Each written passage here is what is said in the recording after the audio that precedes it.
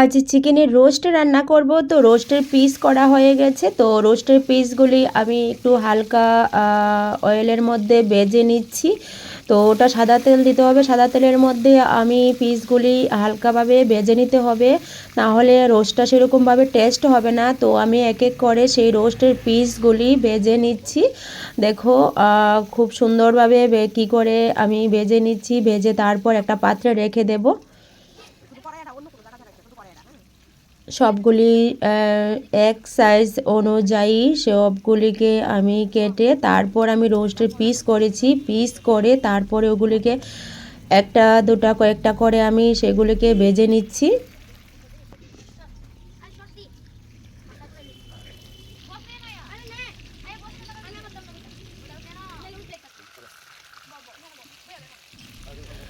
উল্টিয়ে দিচ্ছি চামচ দিয়ে, এদিক সেদিক করে উল্টিয়ে তারপর ভাজা হয়ে গেলে তারপর আমি ওটাকে রেখে দেব। দেখো খুব সুন্দরভাবে, আর কুয়াশা পড়ছে, খুব ঠান্ডা। তো সবাই মিলে রান্নাটা করে নিচ্ছি।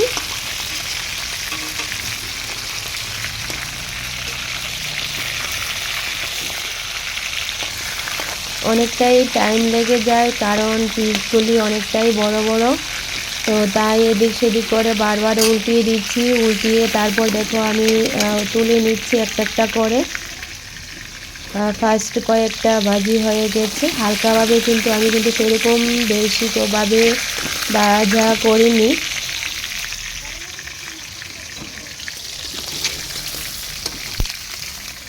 এক এক করে আমি ফার্স্ট 4টা পিস দিয়েছিলাম, তো ওই 4টা পিস আমি ভাজা হয়ে গেছে, তো আমি তুলে নিচ্ছি।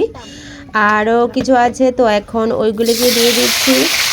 অনেকটি পিস, কারণ 10টা পিস করেছি। ওই 10টা পিসের মধ্যে তো ফার্স্ট কয়েকটা ভাজি করেছি, এখন কয়েকটা ভাজি করছি।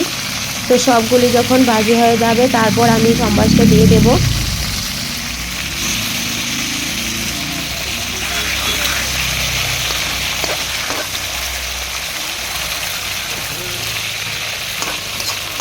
এখন অলরেডি এইগুলি ভাজি হয়ে গেছে। তো রোস্টের পিসগুলি ভাজি করে নিয়েছি। তারপর সম্বাসের জন্য আমি এখানে তেজপাতা, তেল আর তারপর এখানে পেঁয়াজ দিয়ে তারপর নাড়াচাড়া করে নিচ্ছি যখন ওটা ব্রাউন কালার হয়ে যাবে। আর ওইদিকে দেখো পিসিমণি তারা পাঁপড় ভেজে নিচ্ছে ঠান্ডার মধ্যে। ওদেরও বসে থাকতে থাকতে ভালো লাগছে না, তো ওইদিকে পাঁপড় ভাজা হয়ে যাচ্ছে আর এদিকে চিকেন রোস্ট রান্না হয়ে যাচ্ছে।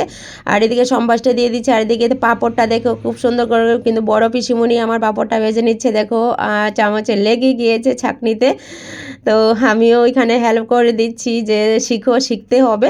আর এখানে আমি মাংসটা সম্বাস দিচ্ছি। দেখো এখন একটু ব্রাউন কালার হয়ে গিয়েছে, তো ব্রাউন কালারটার মধ্যে আর ওইদিকে পাঁপড় ভাজা হয়ে যাচ্ছে, ওইদিকেও বারবার দেখাচ্ছি তোমাদেরকে। দেখো ব্রাউন কালার যখন হয়ে গেছে তখন এখানে আমি কিছু লঙ্কা, তারপর সহজ মশলা যা দিতে লাগে ওইগুলিকে দিয়ে তারপর ওইগুলি যখন একটু ভাজি হয়ে যাবে তখন আমি সেই রোস্টটা দিয়ে দেব।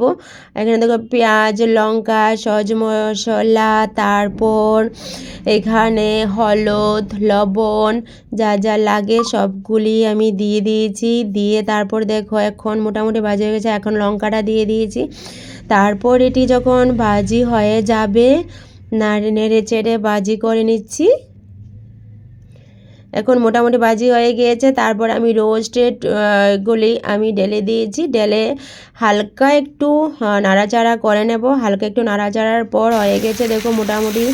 এখন সবগুলি একসঙ্গে আলু, তারপর কিছু পেঁয়াজ ওইগুলির মধ্যে দিয়ে দিয়েছি। তারপর দেখো ওইগুলি হয়ে যাচ্ছে মোটামুটি, আর হালকা স্টিমের মধ্যে। আর এদিকে পাঁপড় ভাজি হয়ে গেছে।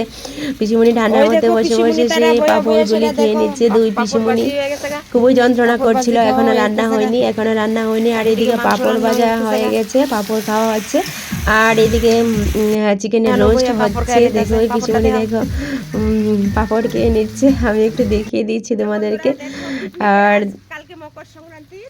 আমিও পাঁপড় খেয়ে নিচ্ছি, কারণ রান্না করতে করতে আমারও পিসিমণিরা যখন খাচ্ছিল তখন আমার ইচ্ছে হচ্ছিল, তখন আমিও খেয়ে নিচ্ছি। আর ভাই ওই দিকে পাঁপড় খেয়ে নিচ্ছে, পিসিমণি দিকে বসে আছে। আর মাংসটা মোটামুটি হয়ে যাচ্ছে, উল্টিয়ে দিচ্ছি এখন, কারণ ডাকনি দিতে হবে না, কারণ আমি ফার্স্ট তো ভাজি করে নিয়েছিলাম, তো তাই ডাকনিটা দিতে হবে না। একদম ভাঙাচোরা পাপড় শেষ হয়ে গেছে, পাপড় একদম। আর এদিকে থালির মধ্যে দেখো পাপড় মোটামুটি কমপ্লিট শেষ হয়ে গেছে, আবার ভেজে নেব। আর এদিকে মোটামুটি ভাজি হয়ে গেছে, ভাজির পরে একদম রোস্টটা হয়ে গেছে। আর এদিকে আজ বিরিয়ানি করে নেব, বিরিয়ানি দিয়ে তারপর রোস্ট দিয়ে সবাইকে পরিবেশন করব।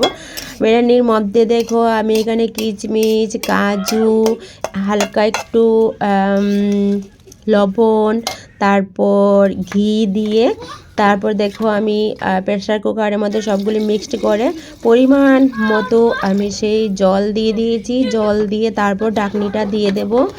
দেখো একটু নাড়িয়ে দিচ্ছি, নাড়িয়ে দিয়ে তারপর ঢাকনাটা হয়ে গেছে। এখন অলরেডি সিটি পড়ে গেছে। অলরেডি সিটির পর দেখো আমার সেই বিরিয়ানি হয়ে গিয়েছে, খুব সুন্দর বিরিয়ানি হয়ে গেছে। কারণ এটার মধ্যে আজ আমি হলুদ